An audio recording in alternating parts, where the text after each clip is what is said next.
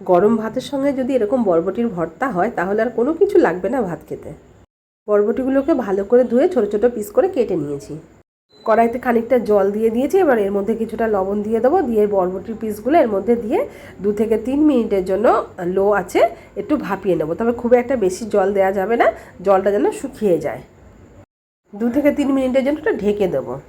একটা মাঝারি সাইজের টমেটো ভালোভাবে পুড়িয়ে খোসাটাকে ছাড়িয়ে নেব। কড়াইতে সর্ষের তেল গরম করে 3টে শুকনো লঙ্কা ভালোভাবে তেলে ভেজে নেব। লঙ্কাটা ভেজে তুলে নিয়েছি। ওই তেলে কয়েকটা রসুনের দানাও ভেজে তুলে নেব। বরবটিটা ভাপিয়ে রেখেছিলাম, ওটা মিক্সিতে নিয়ে নেব। ভেজে রেখেছিলাম রসুন আর শুকনো লঙ্কাটা, এটাও এর মধ্যে দিয়ে ভালো করে বেটে নেব। কড়াইতে যে তেলটা রয়েছে তার মধ্যে একটু কালো জিরে ফোড়ন দিলাম। একটা মাঝারি সাইজের পেঁয়াজ পাতলা পাতলা করে কেটে তেলে দিয়ে হালকা করে ভেজে নেব। পুড়িয়ে রেখেছিলাম যে টমেটোটা, সেটার খোসাটা ভালো করে ছাড়িয়ে নিয়েছি। এবার এটাকেও তেলে দিয়ে কিছুক্ষণ নেড়ে নেব। শুকনো লঙ্কা আর রসুন দিয়ে যে বরবটিটা আমি বেটে রেখেছিলাম সেটা সম্পূর্ণটা আবার তেলের মধ্যে দিয়ে দেবো। এবারে সব কিছু একবার ভালোভাবে তেলের সঙ্গে মিশিয়ে নেব। পরিমাণ মতন দেবো লবণ, দেবো একটু হলুদ, সব কিছু ভালোভাবে মিশিয়ে নেব।